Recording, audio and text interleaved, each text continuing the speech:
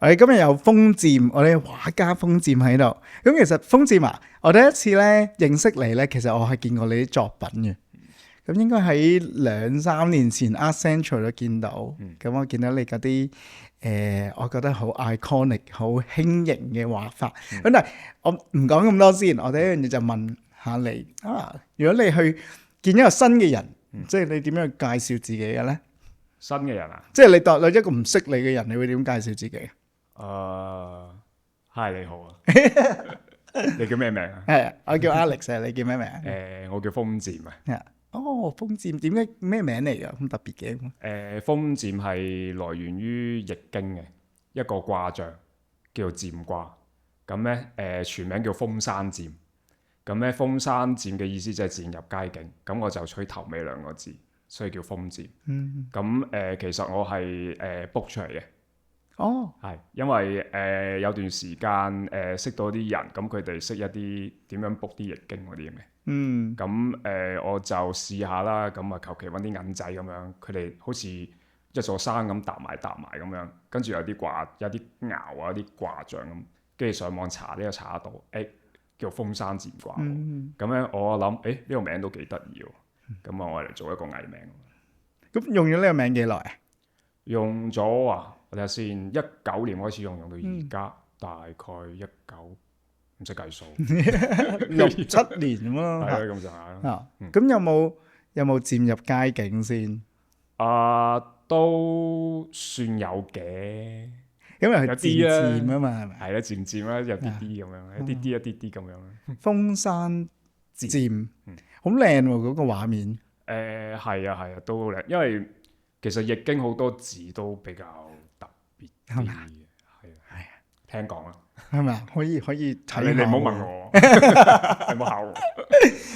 咁好，咁嗱，你一個畫家啦，係咪？即係你會同人講你做咩㗎？咁你就話我係一個畫家。係啊。咁你用咩題材或者用咩即係 technique 啊、技術啊咁樣？我自己畫嘅嘢分兩個部分嘅，主要因為其實我開頭即係開始做藝術嘅時候，應該大概04-05年到嘅。咁嗰陣時畫嘅係素描，我哋叫 drawing 啦。咁我係用鉛筆為主嘅。咁呢個係第一個階段。咁去到大概17年，咁我就開始轉 oil painting。就係大概係咁樣。咁啊一路畫 oil painting 畫到而家。等陣間問下你點樣轉變先。但係我有興趣去了解你點樣接觸藝術同畫畫呢樣嘢㗎。呢個係我好細個，大概3-4歲度。咁我阿媽細個就，當我細個，我阿媽好中意揾好多唔同嘅老師咁樣教我畫畫。幾多歲啊？你嗰陣？我嗰陣時應該我3歲到開始自己屋企幅牆度畫下嘢咁啦，畫到幅牆花晒啊嘛。阿媽有冇打？有冇鬧？冇咁。仲喺度鼓勵你添？係冇。哇，好正啊！你阿媽。係，跟住大概5歲到就開始揾啲老師，即係話聽講嗰個老師畫畫好叻喎，咁啊帶你去睇下啦，睇下教唔教到啦。大概就係咁樣。你記唔記得你跟過幾多個老師啊？唔記得啦。好多個。我諗如果喺以前細個4-5個到啦。4-5個。係。咁個幾多歲到幾多歲嘅期間有4-5個咧？大概去到5歲到11-12歲咯。係啊。哇！嗰陣時喺內地，跟住嚟咗香港。咁之後咧有冇再揾到老師㗎？都有。嗰陣時就揾一啲興趣班。咁啊，譬如樓下啲咩街坊福利會嗰啲，見到有畫班，我都會入去玩下咁咯。咁啊玩下咁，通常都唔係好長嘅，通常都係跟1-2個月咁。咁啊見都差唔多啦。點算啊？點解會跌咗嘅？唔知咧。我哋等陣間處理。或者唔剪㗎，好正㗎呢啲。哇，咁正！係啊，留低佢。好驚恐喎。係啊，你講埋啲占卜嗰啲有嘢係咪？ OK。咁我哋繼續講啦，不如。好啊。咁你講得話即係哇樓下嗰啲興趣班啦，跟1-2個月啦咁。咁嗰陣時有冇話即係我即係幻想，如果我細個有咁多老師就好啦咁。幻想我又冇幻想喎。我幻想，因為我冇。但係你幻想，因為我冇。但係你有好多老師啊嘛。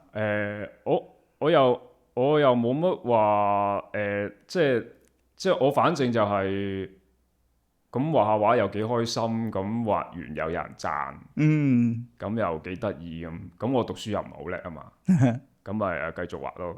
你就中意呢樣嘢，你又叻又俾人讚，咁咪繼續啦咁樣。我仲諗住好正經咁你會唔會喺每一個老師入邊都學到啲嘢咁樣？有冇㗎？都學到啲嘅。有冇一個老師你特別記得嘅？咁又冇。對唔住啊，老師。冇，即係冇。喂，因為唔長啊啲時間。最主要都係因為我係中意自己做嘢嘅。咁同埋大部分老師都唔係好講嘢嘅。係咪啊？即係佢畫你咪睇住佢咯。跟住睇完咁咪自己又畫下咁。咁跟住睇下佢點樣畫，睇下其他人點樣畫。跟住就去圖書館又睇下啲書咁。跟住咪自己去揣摩去實踐。實踐好重要。同埋聽落去你都應該做嘢好專心嗰啲人嚟嘅。都算係啊嘛。咁你有冇話即係一日會用幾多時間畫，或者一個禮拜會用幾多時間畫畫嘅？一個禮拜，譬如我一個禮拜畫足7日嘅。7日㗎？哇！每次有冇話長短短幾耐㗎？你計每日大概10個8個鐘咯。哇！真係好投入㗎喎。係啊。正。咁你要畫畫嗱，聽到你好似好細個就開始畫畫啦。係咪咁？其實你話開始都20年前，咁你呢個好後生啫咁。如果你話對住一個半途出家或者即係近期你知即係疫情之後，好多人接觸藝術，自己亦都落手落腳去做嘅人，你會對佢有乜嘢建議咧？有咩建議啊？你所指嘅係疫情啊？即係俾一個好耐以前嘅事。唔係，即係我話，即係依家，即係如果有個人話我平時做開呢行嘅，我想畫畫啦，我想投入藝術啊，你會我想轉行或者參與或者了解藝術咩嘅，咁你會同佢講咩？我同佢講咩啊？咁你覺得 OK 咪做咯？即係你想做就做啦，咁啊？係啊，你覺得 OK，你又即係冇乜所謂嘅咁有陣時。咁你真係你如果真係突然之間想做嘛，咁你又覺得你自己 take care 到自己嘅，又唔需要話即係有陣時老實咁你生活都係可能你要有其他人 take care 嘅。咁你可能有其他嘢要照顧嘅，咁冇辦法啦。咁你考慮啦。咁如果你都冇嘅，咁你都係 take care 自己啫嘛，咁梗係做啦，點解唔做？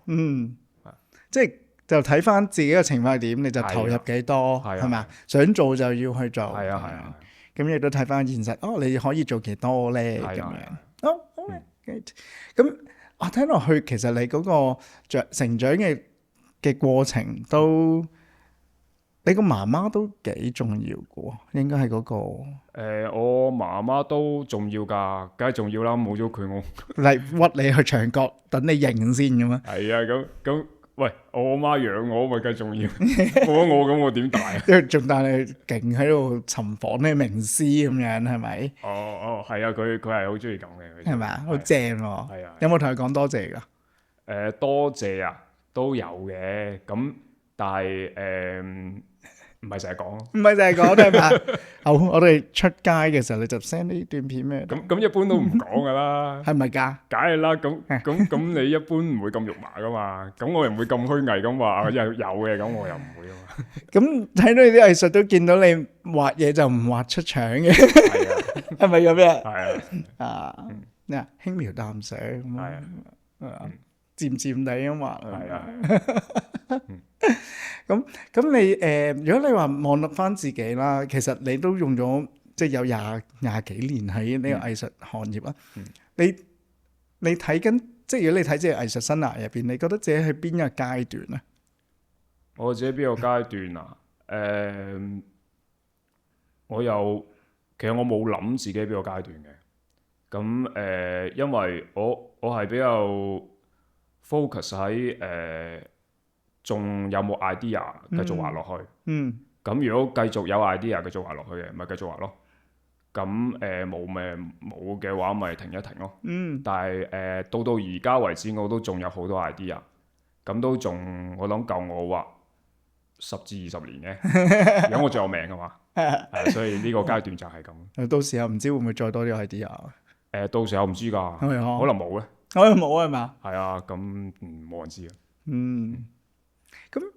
咁你頭先講過啦，即係你係咪17年開始畫油畫？係嚇。咁點解會轉咗個 medium 去畫油畫嘅？因為嗰陣時畫 drawing 已經畫到一個地步係，我覺得畫到想嘔。係，即係畫到想嘔。同埋嗰陣時，因為嗰陣時係冇乜嘢做啊。咁啊又冇乜展覽㗎，好多年都冇展覽，冇出過展覽。咁我都係匿埋喺一個好細嘅 studio 自己畫畫。咁有時教下畫咁樣，咁啊揾少少外快，咁啊有時出去做下兼職咁。咁變咗成個人都好折，好折，係好折埋。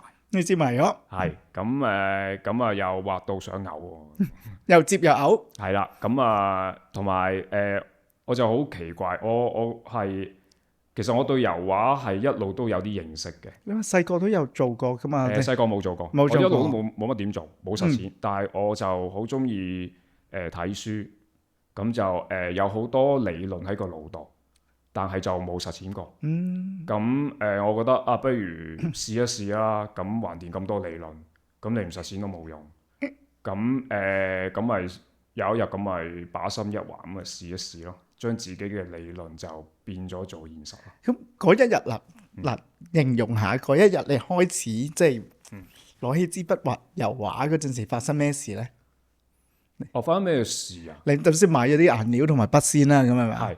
係又冇咩喎？因為其實當你有一啲理論知識，咁你就好自然會有一啲計劃嘅，有啲步驟嘅。咁你咪會試下呢個步驟得唔得？即係呢個 step work 唔 work 嘅，咁咪試咯。咁我好記得我一開頭唔係畫先嘅，我開頭係做咗一個色板先嘅。係啦，嗰啲叫做類似 Pantone 咁嘅嘢。咁啊揀下自己用幾多隻色，主要用邊幾隻色，然之後先至再開始畫嘅。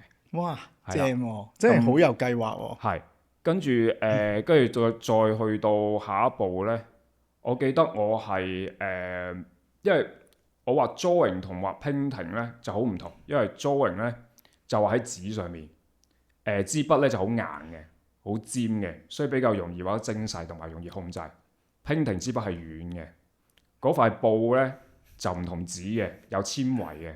佢彈添，係啦，咁點樣搞咧？咁嗰陣時都諗一諗，然之後咧，我就畫下咧，我就開始發現咧，咦，原來咧喺電腦裏面咧有啲執相嘅軟件，執相嘅軟件咧裏面咧有一啲 program 嘅，咁咧啲 program 入邊咧，譬如有一啲叫做類似 contour line 啊，咩 posterize 啊嗰啲咁嘅嘢。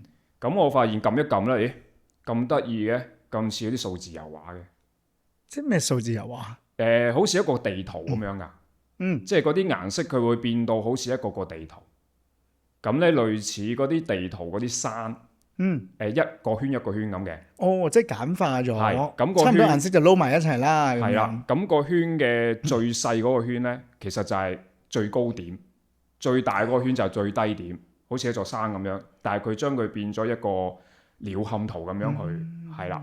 咁其實佢個概念係咁嘅，嗰個我估個電腦個概念就係咁。咁我發現，咦，點解顏色咁得意嘅？啲顏色未見過嘅，即係同現實睇好唔同。咁咧我就開始發現，嗰個電腦如果係咁樣做嘅話咧，佢點識咁樣做咧？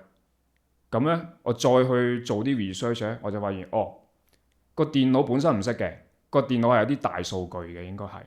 咁咧，佢係學人類點樣畫畫。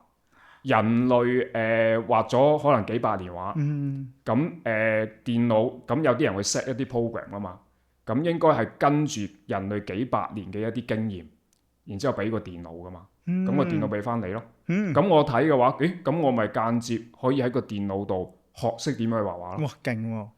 即係呢個有啲似依家我哋用嘅 AI，但係佢可能原始啲嘅版本，係好原始，就做呢樣嘢。係咁又喺接觸呢樣嘢嘅時候，你就睇到我可以用呢樣嘢學，即係睇，即係我諗以前畫畫油畫嘅人點樣睇一幅畫，啲深淺色啊，啲 value 就係咁樣睇嘅。咁我就喺嗰度就睇到好多唔同嘅嘢啦，譬如一啲顏色嘅一啲塊狀嘅顏色啦。咁我亦都總結到一啲畫畫上嘅一啲好 fundamental、好 basic 嘅一啲概念。咁譬如一啲嘅形狀，咁我發現原來繪畫同 drawing 好唔同咧，就係painting 入邊咧，其實佢最基本嘅構成係啲嘅形狀，一啲好平面嘅形狀。咁佢將你人眼睇落係立體噶嘛，咁你點樣將你立體嘅嘢變成一啲平面嘅形狀，將佢再構成翻一次出嚟？咁咧我就喺個電腦度學識咗啲咁嘅嘢。咁咧我就開始用呢個方法去觀察，開始用呢個方法咧，用自己嘅調色板咧嚟到去拆解。咁慢慢咧，好似砌圖咁樣，一塊一塊咁就完成咗我自己嘅風格。咁呢個過程係由你自己摸嘅咯。係。咁油畫有冇話一個老師咁樣噶？油畫冇，自己真係去咁樣去個過程。係。聽落去你就有即係足夠嘅。即係思想啦、概念啦、經驗啦，亦都話可以咁諗，同埋有種好奇心串連咗兩樣嘢咁樣，你就做咗一樣嘢出嚟。咁你會唔會話你其實你畫畫係有一套即係外面未必即係其他人唔用嘅方法咁樣？我反為覺得當我畫多咗之後咧，我越畫咧就越係用咗自己嘅方法，但係咧。我開頭喺個電腦度學識嗰樣嘢咧，開始發現咧，原來而家好多人咧都係用差唔多嘅方法，甚至乎咧，你會發現你當你睇翻而家你好多現場嘅有啲藝術家畫嘅畫咧，你會見到好多地圖啊，類似一啲 contour line 嘅嘢，咁啊類似我唔知你知唔知有頭先提過啲數字油畫嘅，好數字油畫嘅。一個個你發現，譬如畫一塊葉，嗰塊葉咧一個個地圖咁嘅樣噶，跟住咧佢就跟住啲地圖喺度填色噶。我有見過有啲 book 咧，即係去啲書店咧，就上面有啲 number 嘅，係就係呢啲啦，就係跟住一就要呢隻色，二就咁你就整咗成幅畫出嚟，係咪咁樣？係冇錯。跟住咧我就開始點解咁嘅咁得意嘅？以前因為我以前咧互聯網未興起之前咧。我好少見到啲咁嘅嘢嘅，除咗係一個嘢叫數字油畫之外，我好少見到啲咁嘅嘢嘅。啲人畫畫都係好直接嘅，咁你見乜咪畫乜咯。同埋嗰啲地圖狀嘅嘢咧，一啲形狀嘅嘢咧，人應該觀察唔到咁樣。我就發現呢啲電腦嚟嘅喎，Photoshop 嚟嘅喎。咁我就開始原來啲人係好似真係用咗呢啲方法。咩方法？咁我就開始諗，咁如果我都係咁嘅話。咁咪同其他人一樣咯，咁咪同個電腦一樣咯。所以我就將電腦嗰樣嘢，我就總結出一啲理論，然之後咧我就將佢學咗佢，跟住轉化為自己嘅嘢。所以咧你會見到咧，我嘅畫咧，會有一啲嘅形狀出現，但係同個電腦唔一樣，因為我已經將佢轉化咗做我自己嘅嘢，然之後我用咗呢樣嘢去觀察世界，跟住我就再將世界嘅或者你眼前見到嘅唔同物件，我再重新組合翻一次。咁你望落個樣嘅時候，會唔會見到圓形、三角形？唔會嘅，唔會嘅，係唔會嘅。係因為畫畫咧，其實因為我係寫實畫啊嘛。咁佢有一套觀察嘅方式嘅，係啦。咁結合翻一啲觀察嘅方式咧，咁你會理解點解會有啲地圖嘅形狀，亦都點解以前啲人畫畫冇地圖嘅形狀。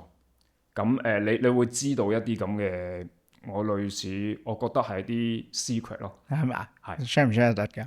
嚇，share 都係冇問題。咁你如果望住當你攞個物件，你會即係點樣睇佢先係第一樣嘢？譬如咧，你傳統啲咁講啦，即係我而家講緊係寫實繪畫，我唔係講緊其他咩抽象畫，即係唔理啊，我將佢收集。你嘅方法啦，係啦，咁寫實繪畫好多時講嘅係 drawing 同埋 painting 啦。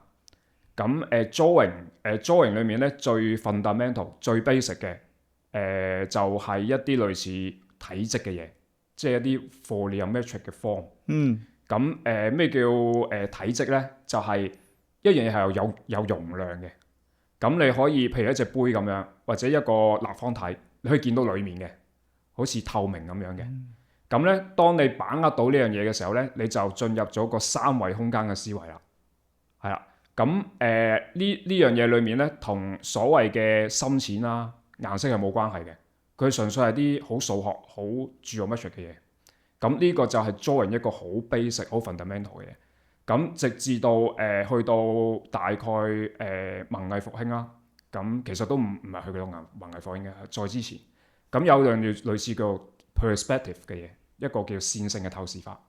咁就再將呢樣嘢再將佢深化多一層，因為齋係一個體積咧，你可以冇一啲叫做消失點啊嘛。我唔知你明唔明我講咩？即係啲前面大下邊細咁樣，冇一啲叫消失點嘅嘢。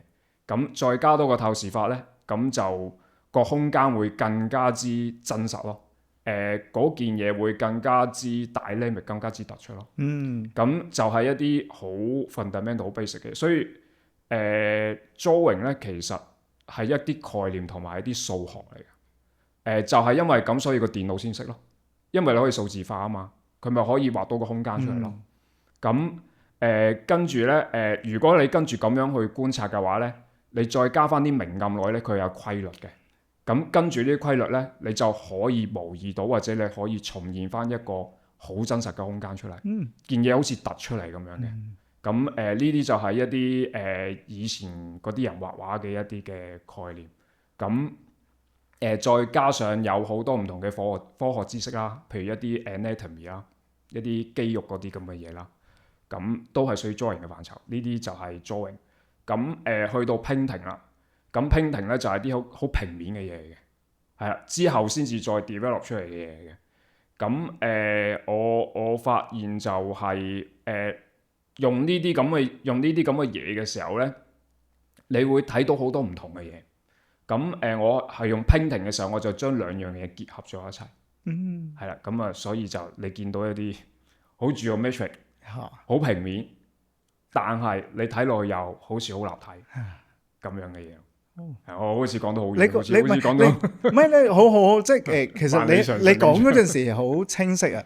我諗你應該係一個幾好嘅老師嚟嘅，即係風漸老師。如果你教我畫畫咁啊正啊咁樣。你有冇教人畫畫㗎？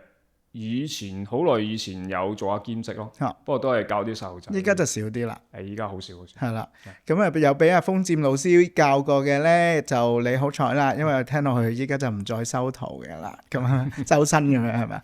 好，咁你嗱咁頭先講咗 technique 嘅嘢啦，或者你啲心路歷程啦，感謝媽媽嘅説話講埋出嚟啦。咁我想話你嘅作品入邊有冇話有種主題或者想 capture 啲咩嘢嘅？其實咧，你主題方面咧，就係生活上嘅嘢啦。因為點解生活上嘅嘢咧？嗰啲嘢我最熟悉噶嘛。咁唔熟悉嘅嘢，我好難畫得到出嚟嘅。咁譬如以呢幅畫為一個例子啦。咁佢係畫緊一個長沙灣嘅一啲叫做平台花園。一啲叫平台。咁呢幅畫叫平台花園啦。咁嗰啲平台會種好多花喺度嘅。咁呢啲都係我係住長沙灣嘅，我 studio 都喺長沙灣附近，所以咧我就對佢好熟悉，因為我成日經過啊嘛。咁所以畫出嚟就特別有親切感咯。咁但係呢個只係一個題材。咁但係呢幅畫咧唔止係題材咁簡單嘅，佢係一幅類似風景畫嘅嘢。咁我會思考，風景畫究竟做咩嘅咧？咁風景畫係咪就係畫一個風景，或者係寫生，淨係畫一個風景出嚟？咁你影張相都係個風景喎。咁究竟佢係做咩咧？咁我會諗一樣咁嘅嘢咯。咁我最後發現就係風景畫咧，其實一啲咁嘅景物就係畫緊一啲構圖。其實你係畫緊構圖。如果真係進入繪畫嘅世界咧，佢係一啲譬如一啲好幾何性嘅構圖嚟嘅。咁譬如呢個我哋叫 format 啦，一個四條邊咁樣啦。咁佢裡面會按住一啲嘅劃分咧，會分三份啦。咁三份裡面咧會有一啲線條啦，佢就會喺一啲喺啲線條上面，咁就造成咗一個骨架喺度。咁根據呢啲咁樣嘅類似 grip 嘅嘢啦，咁佢構成呢個構圖咧，佢就會好穩定。咁而喺呢個穩定嘅構圖入邊，我再加多唔同嘅元素裏面，就做到一啲類似 counterbalance 嘅嘢。咁幅畫就會非常之有趣。咁其實畫畫就係處理緊啲好抽象，呢啲我叫做比較抽象嘅概念啦，咁樣得出嚟嘅，就唔係淨係話我見到塊葉，我畫到佢好似，我見到嚿磚畫到好似，唔係咁樣嘅。即係又唔係咁樣，而係唔單純係唔係單純咁，即係其實某一個範疇就係畫似啦，咁尤其是你寫實啦，咁但係其實仲有多啲嘢，一個整體結構上面。係啊。咁我想問下，如果一個人話我想即係去收藏一幅畫或者掛喺屋企，一個風景畫，咁其實風景畫帶啲咩嘢過嚟呢個屋企嘅咧？帶咩過嚟屋企？我覺得呢個就呢個唔係我去決定嘅，因為帶幅畫去屋企嘅係買呢幅畫嘅人。咁我覺得作為即係我自己畫畫㗎啦，我就唔係好考慮呢樣嘢。唔考慮。我只會考慮就係畫嗰樣嘢，我熟唔熟悉，我有冇感覺先，我覺唔覺得佢觸動到我先。嗰啲觸動嘅感覺係咩嚟嘅？通常譬如你可能你坐巴士，咁部巴士行過，咁你見到一個風景，咁你坐巴士你係有時好悠閒㗎嘛，咁你突然之間見到啲光線好靚喎，咁譬如佢行過嘅時候咧，咁咧佢有啲樹影咁樣，咁你會覺得好得意喎，咁嗰種係一種好平靜。但係你會睇到有啲好奇怪嘅嘢喺入邊，咁呢個好難形容嘅。咁呢個即係我屬於我自己嘅心情啦，就非常之難形容。不過我相信有啲嘢係大家共同嘅，咁可能你都有，我都有。咁又或者你行過一條街，你見到某啲景物咁熟悉嘅，唔知係咩喎？咁但係你某日咧，你會突然之間發現，喺夢裡面你去過。有啲地方，嗰度就係去過嘅地方，咁就係一啲咁樣嘅嘢咯，係啊。而呢啲通常我最後即係我到而家唔係最後啦，我到而家啦，我發現咧呢啲咁嘅嘢咧，通常就係細個以前見過嘅嘢嚟，係啊。而你大個之後咧，你見到咧，你會有種親切感，唔知點解你會勾起一啲嘢，你都唔知係咩嘢。咁我覺得用畫畫或者可能你影相又得，你寫文章又得，乜都得啦。但係對於我嚟講，畫畫就係一個最好嘅表達方式，就表達咗落去。表達咗嗰啲過往存在喺個腦海嘅記憶，但係自己又未必知道嘅經過。即係譬如有人見到一幅作品，佢好欣賞。可能會買翻屋企，咁或者可能佢亦都會諗起一啲咁樣嘅嘢，都未定。但係呢個唔係我控制嘅，係就係佢可能有自己嘅故事，係啦，或者佢有一啲自己唔知自己知嘅嘢，或者唔記得咗嘅嘢。係啊，同埋你下下去諗人哋諗咩，你再做咧，咁唔似係做緊藝術咯，咁似係做緊一個作喎，咁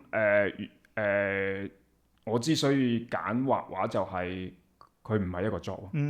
佢係純粹係表達自己咯。咁我問下你啊，呢一幅畫咁呢個長沙灣嘅平台花園，你望落去嘅時候有咩感覺啊？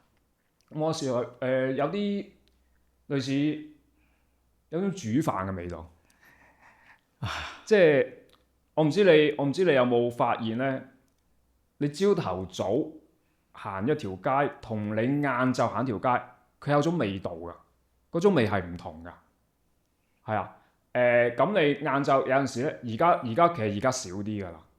以前你細個嘅時候咧，你會聞到譬如你放學4、5點鐘，你行過咧，你會聞到屋企有啲人煮飯嘅有啲味。煮飯嘅味係有啲味道嘅，即係淨係即係你知打開飯煲會有陣味㗎嘛？總之你行過會聞，即係炒餸因為嗰啲而家好少啊。而家你只會聞到啲油煙味。成日都係出去餐廳嘛，好多餐廳。係咁好多人好少人喺屋企煮飯。係咁我就會即係見到呢啲咁嘅嘢，我就會聯想一啲咁樣嘅嘢。同埋呢啲色調令我聯想一啲咁嘅嘢。同埋其實而家少咗好多呢啲景物。咁呢啲譬如呢啲植物咧，都係我自己後期加上去嘅。咁佢咧，其實佢呢個實景咧，佢都有啲咁嘅植物嘅，但係冇咁多嘅。佢只係剩翻啲鐵欄啊、一啲磚啊咁樣。因為咧好多呢啲咁樣嘅舊嘅呢啲嘢咧，其實已經拆咗，因為佢僭建。以前啲人好中意喺個平台度自己種好多花咁樣，但係而家咁樣可能係僭建啊嘛，有啲地方你唔可以隨便咁種啊嘛，所以我就見少咗好多呢啲嘢。咁樣我就將我以前記得嘅嘢我再擺落去。咁咧，譬如呢度有一棵我哋叫做九重角啦，你成日見到嘅，你而家出街都見到嘅，或者叫做立杜鵑。係啦。咁我以前成日見到有啲平台係種呢啲咁嘅花嘅，而家好少。少咗。係，所以我就將佢喺某個地方嘅一棵花我就擺落去。係啦。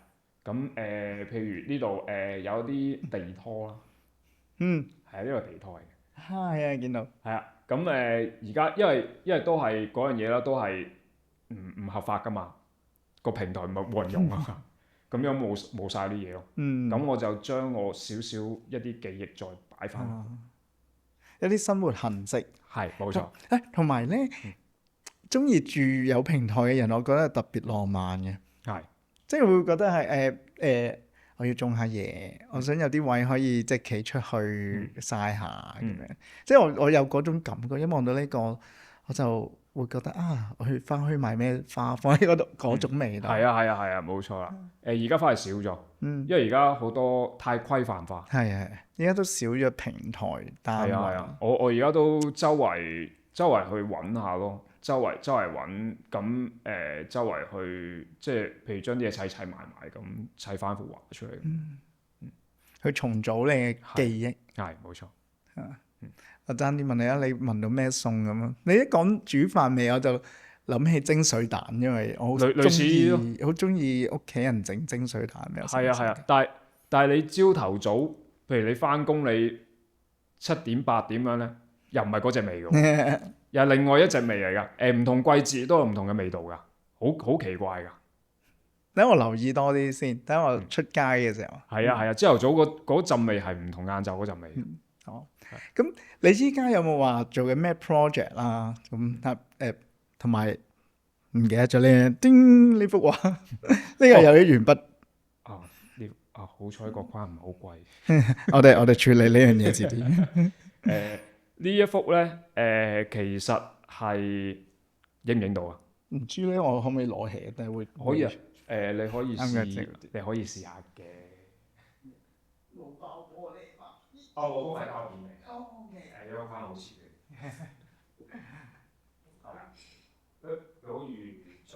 攞住。係啊。咁我哋入翻咪先。sorry。咁我哋可以 hold 住啦。你確定你 hold 住咗㗎啦嘛？係啦。係啊。咁咧，呢幅畫應該係大概上年定前年畫嘅。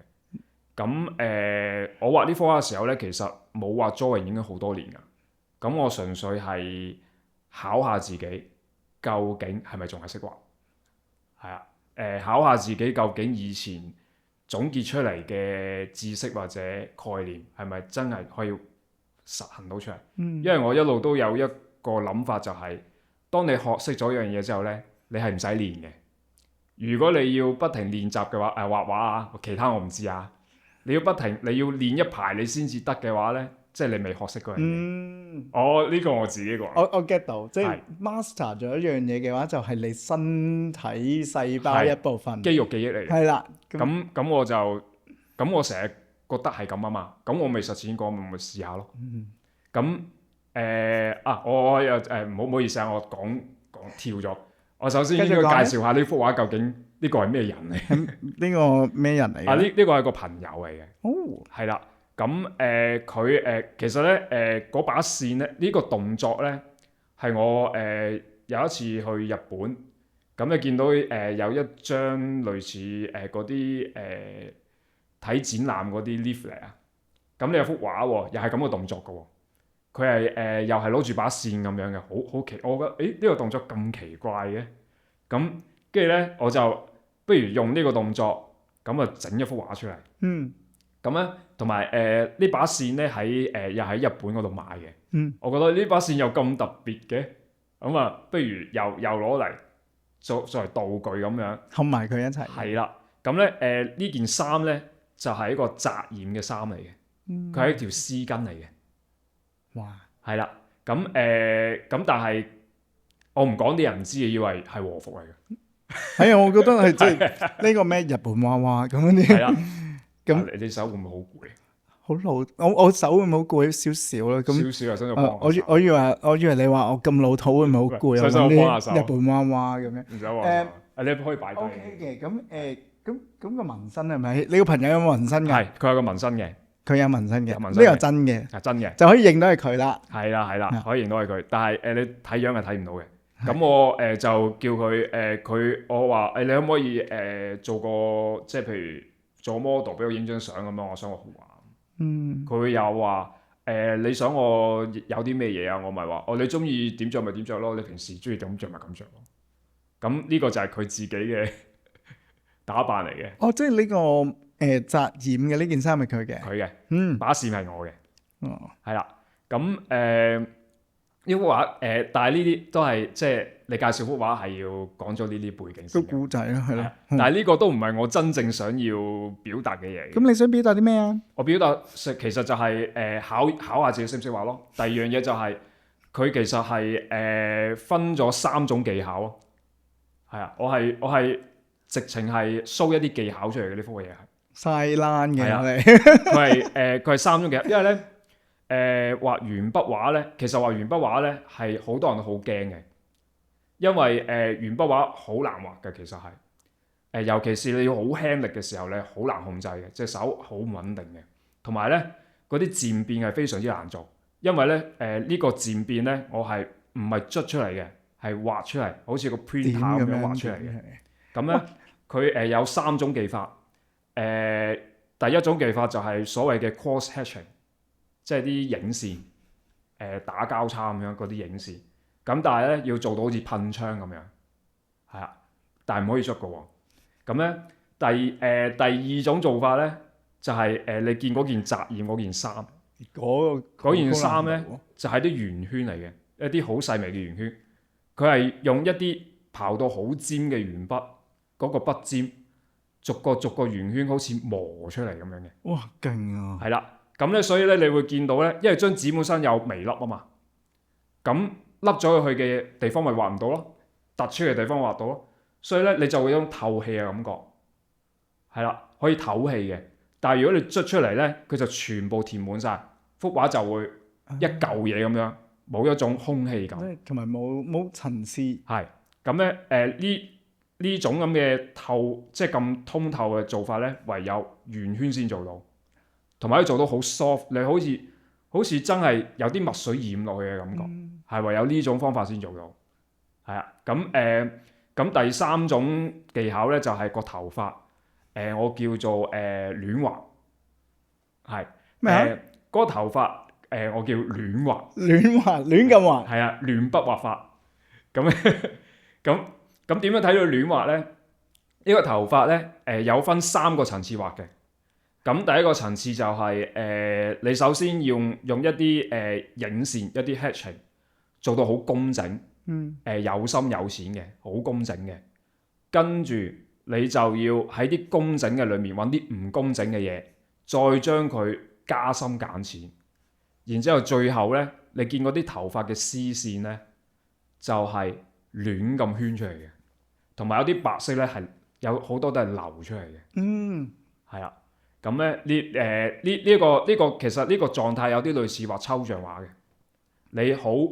你好刻意地做一啲我哋叫做咩啊？好刻意地做一啲意外嘅嘢。係啦，但係你唔係好意外地做啲意外嘅嘢，你係有意地做一啲無意嘅嘢，好抽象畫嘅。咁你需要係好集中，但係亦都好放鬆咯個腦。咁隻手要好靈活咯。但係你又唔可以計劃佢由邊度去到邊度又唔得，所以要揾一個中間位，要把握佢出嚟咯。咁呢個係比較難啲嘅，就係呢3種技法。好，唔好意思啊，講得太多。Thank you for listening this far. And if you like what we do, please like, subscribe, and leave us a comment. It will really make a difference to the artist, and it might even help us to get more funding. 但係我覺得好勁嘅就係嗰件衫啦，我特別覺得嗰件衫嘅，同埋你講到嗰種咩透氣啊，通透感。其實喺你嘅作品入邊，我一睇咗，哇，好通透呢個人，好輕描淡寫，好立體，好穿透感覺，即係嗰種朦朧印住少少咁樣嗰隻味。嗰樣咁你個名叫風漸，有個風，有個漸，又好係嗰樣嘢係咪？咁點樣嘢咁夾嘅咧？你會覺得你改咗名就係咁啊？定係你本身就咁樣噶？我本身就係咁噶，係啊。我其實呢啲都唔係最黐線嘅嘢㗎啦。我啲仲黐線啲，不過以前嘅係咪？以前嘅事，即係我已經唔喺我度啦啲畫。我已經有人收藏咗，即係嗰啲有啲更加黐線嘅咁。我其實一路都係咁樣做，即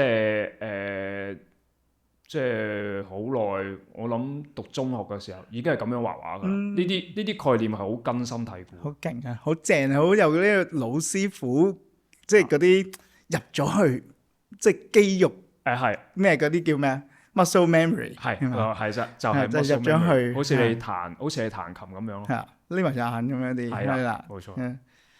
同埋有種嗰種叫咩 technique 控，即係啲技術狂咁樣，即係有個執着喺度，冇錯。咁嚟緊有冇話有咩展覽嗰啲啊？嚟緊喺呢個大館有一個聯展啦，咁我會展大概3張新嘅作品。咁就喺大館嘅，可以講 Gallery 個名，可以Touch Gallery 啊 ，Touch Gallery 係啦，應該係5月2號到5月30號嘅，咁到時就可以過嚟睇下咯。係咁Touch Gallery 嘅主持其實係我老師啦，亦都嚟過呢個節目嘅，係啊，咁佢好識令到啲畫賣出去，佢咪好識風水嘅？佢會講咯，佢會講話Alex，你擺真嘅植物會對風水好，即係佢有一套嘅思想諗法，同埋佢好識講古仔，即係佢可以將嗰個藝術，咁當然藝術我覺得每個都有古仔啦，但係睇邊個人講出嚟嘅啫，係咪先？咁我覺得老師好勁嘅嘢就係呢樣嘢咯。阿黃森老師係冇錯，好。咁點解我咁講咧？就係早啲去啦。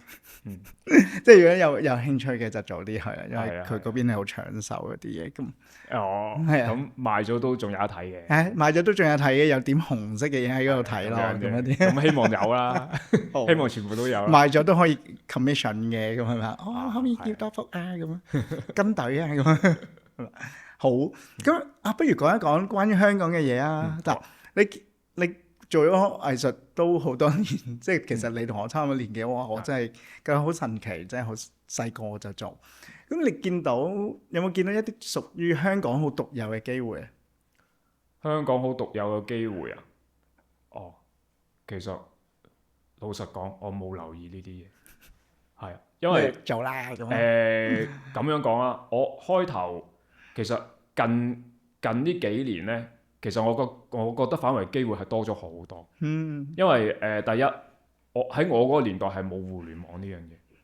咁你要俾人知道你嘅展覽咧，你嘅作品咧，你唯有就係出去展覽，因為派介紹，係啦，貼海報、派卡片啊，類似呢啲咁嘅嘢，係啊，都未必會好多人知道。啊咁而家有互聯網，咪宣傳咪比較容易啲。同埋而家我覺得比以前多咗好多畫廊，係咪啊？係多咗好多嘅。你會唔會覺得香港嗰個藝術行業越嚟越多重視，越嚟越透明咯？因為越透明。係啊，以前我係覺得即係譬如十年前啊，十幾年前啊，賣一幅畫係好難嘅事，我好難想像會賣到一幅畫。係嘛？但係而家好似喂個個都好似賣幅畫咁嘅。係咪啊？係啊個個都係定係你自己？我自己就比以前好咗啲啦，好咗啲啫。咁咧，但我發覺，好似個個都好似賣，因為我以前我嘅印象就係、哇賣出一幅作品好難。我唔知係咪，因為我好少去 opening 嘅，我好少去其他畫廊度睇嘢咁樣嘅。咁我一路都覺得，哇畫廊係點做生意？好似賣唔到嘢。係啊，咁究竟點做生意嘅？咁啲藝術家點樣生存？咁可能我唔知啊，因為我都係好接嘅人嚟，我匿埋做嘢噶嘛。但係俾我印象就係咁咯。但係而家俾我印象就係、哇乜咁多人買到嘢？可能而家啲人又中意喺個牌度貼個紅點啊。以前我好少見到紅點啊，我去到啲畫廊度見唔到紅點嘅。唔話俾人哋聽買咗。係啊，好神秘嘅一件事嚟㗎。咁而家甚至乎喺個 caption 度會寫埋價錢添啦。以前我根本上想像唔到㗎。我唔知道幅畫係幾多錢㗎，咪淨係一個 caption 咁寫啲資料咁咯。咁所以而家我覺得咁樣可能係好事嚟嘅。我唔知道啊，因為我唔係賣畫㗎嘛，所以我唔知好定壞。咁另外就係我覺得多咗人讀藝術咯，好似學校好似多咗，係咪啊？係啊，多咗藝術係咯，亦都好似，因為我以前咧就係比較傾向一啲叫做概念藝術嘅比較多，而家唔知點解多咗好多平面作品，譬如畫咯。你見到好多畫。以前唔係㗎嘛，以前例牌展覽，譬如你去 Art Basel 咁樣，你唔會睇得明㗎，有個爛車胎喺度咯。一見到肯定有例牌，一定有部電視機嘅，有部嗰啲仲係以前嘅大牛龜嘅電視機，播條類似呢啲咁嘅電線嘅，跟住咧播緊一啲咧你唔會睇得明嘅嘢嘅，例如就係影住條天橋下面有個海嘅，咁樣影成日咯，跟住你咪喺度睇咯，呢啲咁嘅嘢咯，以前一定係呢啲咁嘅嘢嚟嘅，咁但係而家好似乜少咗呢啲嘢嘅，到咁多平面作品，仲要哇啲平面作品咁裝飾性嘅。咁因為喺我嘅印象之中，我畫畫嘅經驗裏面啦，咁裝飾性嘅嘢，咁色彩鮮豔嘅嘢，老師係會鬧嘅，覺得咁樣係即係好討好啊，嘩眾取寵。係啦，咁但係我發現乜咁樣，而家變咗咁，好似好 pop art 咁樣。啊，直情真係好 pop art，同埋哇有啲類似即係一啲叫做一啲公仔，或者一啲好叫做叫嗰啲叫咩咧？嗰啲動漫嗰啲咧，有個名詞去形容呢啲嘢，我唔記得。咩 cute art 嗰啲？叫做大眾藝術啊。係啊，即係啲好大眾嘅。即係 pop art。係啊。咁有多咗好多呢啲咁嘅嘢出現咯。我以前冇嘅。其實會唔會係個趨勢就係好多人將藝術帶喺屋企入邊？係冇錯。比較易入屋啲咯。以前好多嘢你係好難睇得明㗎。同埋好多嘢你覺得距離好遠。係啊。咁我唔知呢個又係好定係壞啦。不過在於我自己嚟講咧，其實我唔係咁傾向咁樣嘅。嗯，我比較傾向就係一啲即係一啲比較淡薄少少嘅嘢。主題淡薄，睇下佢啲畫。係啊，咁樣即係你唔可以，即係你好明顯，即係我知道有陣時你會見到一啲好吸睛嘅嘢，好似打卡咁樣，好似 IG 咁樣，咁擺到明就係你想吸引人去睇啫，你想吸引人買啫。但係好奇怪就係你讀咗藝術就係你會識得用一啲好深奧嘅理論嚟對包裝成件事。我發現啲人係中意咁咯，但係我自己覺得咁樣就唔係咁好。反為我會比較傾向就係譬如我呢幅畫係技巧嘅，我咪話俾人聽係技巧。我唔需要驚話我技巧好低，我唔需要啊。你做得好咪得咯。咁呢幅畫我係畫一啲大紅大紫嘅嘢，靚咯。咁我就係中意畫靚嘢，咁我咪話俾人聽畫靚嘢咯。我唔需要話呢個代表生死呢個代表脆弱咩？我唔需要呢啲嘢㗎。我反而覺得而家係少咗一啲咁誠實嘅嘢咯。係啊，咁我唔知道，即係你明唔明？我明嘅，其實即係啱啱即係我有其他嘅嘉賓都會問一樣即係靚嘅嘢得唔得㗎？或者會唔會即係佢會其實呢一個方面就係一種探索藝術嘅一個話題啦。咁話即係探索，即係藝術唔停咁變啦。即係依家可以話好多個機會就係好多人都想將藝術帶屋企。其實普及咗。咁同時我哋亦都會去探索，普及嘅路程中會唔會令到即係帶咗唔同嘅角度睇，會唔會有啲好易明，有啲好靚咁，然後會唔會有啲反思話呢樣嘢得唔得㗎？呢樣好唔好㗎？咁其實都係嗰個過程。其實多啲呢個探索，其實亦都代表緊對我覺得代表緊嗰個事業係發展緊。冇錯，但係最重要嘅就係你要誠實咯。你中意畫靚嘢嘅，咁我話俾人聽，我畫靚嘢咯。我中意靚啊，係啊，色彩鮮豔啊，吸引啊，我就係畫吸引嘅嘢咯。咁你咪話俾人聽咯，你唔需要講好深奧嘅嘢。我中意技巧咪技巧咯。咁我係中意畫寫實畫，咪寫實畫咯。咁雖然我知道寫實畫喺成個歷史繪畫嘅歷史入邊，或者藝術歷史入邊，佢係即係越嚟越即係一路都係我覺得係邊緣化嘅。因為影相就得啦嘛。咁係啦，冇錯啦。但係我嘅角度去睇就係冇問題㗎。咁你影相得咪嚟還影相咯。咁我中意畫咪中意畫咯。同埋我會專登就係咁樣去揀，你影相就係影唔到咯。有啲嘢影相影唔到嘅。我 get 到。我見到即係依家見到嘅機會就係藝術事業蓬勃咗啦，普及化啦喺呢度啦，其實亦都啟發到我哋一啲對藝術嘅思維啦。咁其實呢個對話入邊講得好清楚一樣嘢就係，即係你係好透明嘅。即係你連你嘅technique 可以好透明 share。你講嘅目的好 share，冇錯，即係我冇咁諗過嘅，就好透明。咁成件事係我覺得好表裏如一啊！即係你嘅畫嘅 technique，你嘅嗰個取題，同埋甚至你依家點樣講嚇，咁所以即係正。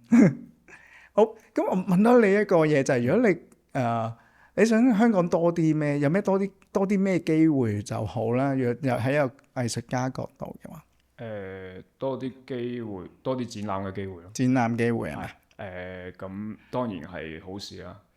咁但係太多亦都唔係太好。即係都要睇，因為我唔知啊，因為個個做藝術嘅方法都唔同嘅，有啲可以好快就畫到好多嘢，或者好快可以有好多 idea 做到好多嘢。有啲譬如你做一啲比較 concept 嘅嘢，咁你可以唔做作品都得嘅。咁你一個 concept，咁你可以有其他人幫你做噶嘛。咁亦都有。咁個個做法唔同。但係在於我自己畫畫嘅，我譬如畫啲比較有需要時間嘅嘢啦，需要功力嘅嘢啦。咁太多展覽亦都唔好，但係太少亦都唔好，要揾一個平衡咯。係。咁啦，咁同埋即係我唔知其他人係點樣諗啊。即係我自己就係、我好少話個社會要提供一啲乜嘢機會俾我，我淨係會諗就係、喂，我畫唔畫到先？係啦，我畫唔畫到作品出嚟先？咁我有冇貨先？咁呢個先係最緊要嘛。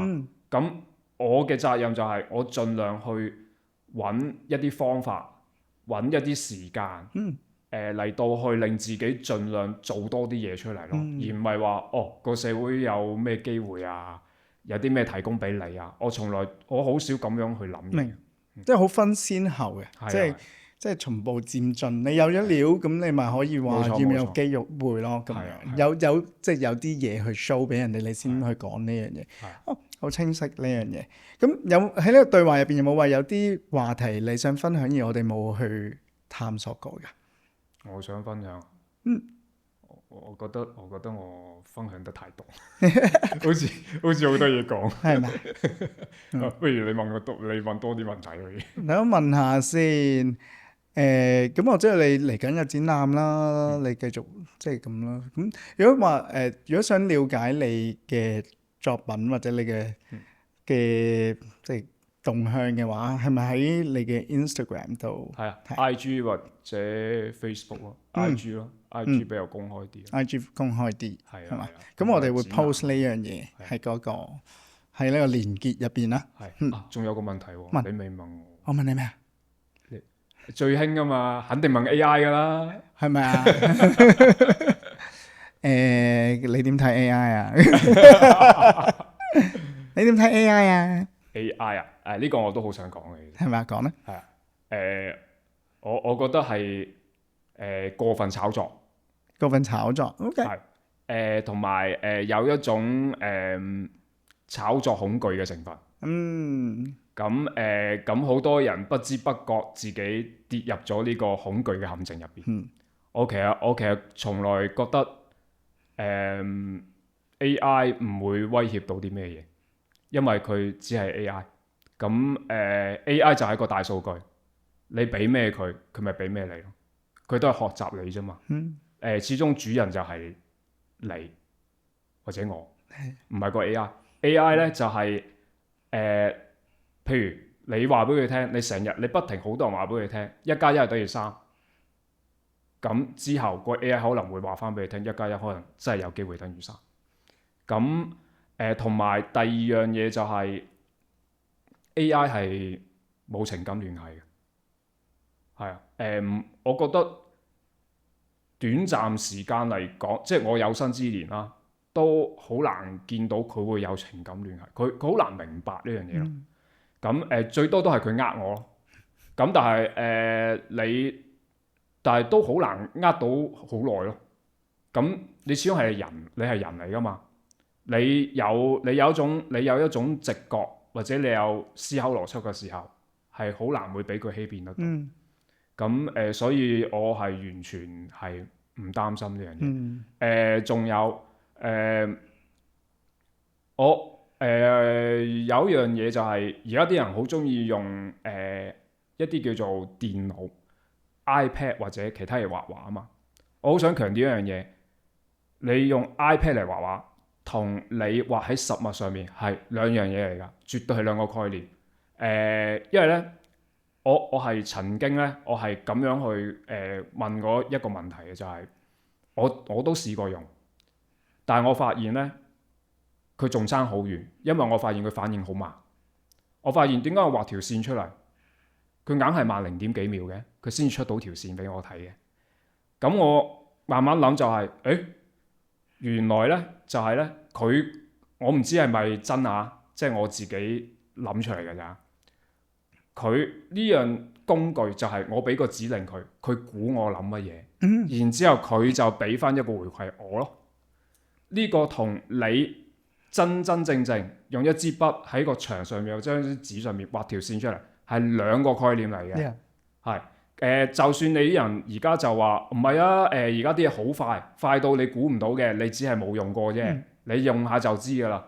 但係我覺得都離唔開呢樣嘢，你幾快都好，都係咁。佢都有經過一種好似 interpretation 一個推解説過咁樣，用電腦解説啦。換言之咧，你出嘅只係一個動作，或者你個 idea 執行嘅係嗰部電腦，佢估你係點樣。咁到底嗰樣嘢係咪你真實想要嘅嘢咧？我呢個係有個好大嘅問號啊！咁所以唔好因為佢俾到一個好靚嘅效果你，或者俾個好大嘅方便你就覺得我唔使啦，我得啦，佢都做到咯。咁既然佢做到，我哋投晒行啦，咁俾佢做咪得咯。千祈唔好咁樣咯。人係始終要回歸翻現實咯。做到就係做到，做唔到就係做唔到。亦都有嗰種坦白去承認。係，就係好多謝你嘅分享啊！咁風漸老師，冇咁講，我唔中意人叫我做老師。風漸係啦，咁就得啦。多謝你今日嚟我哋 Making It with Alex 同我哋分享。好，多謝。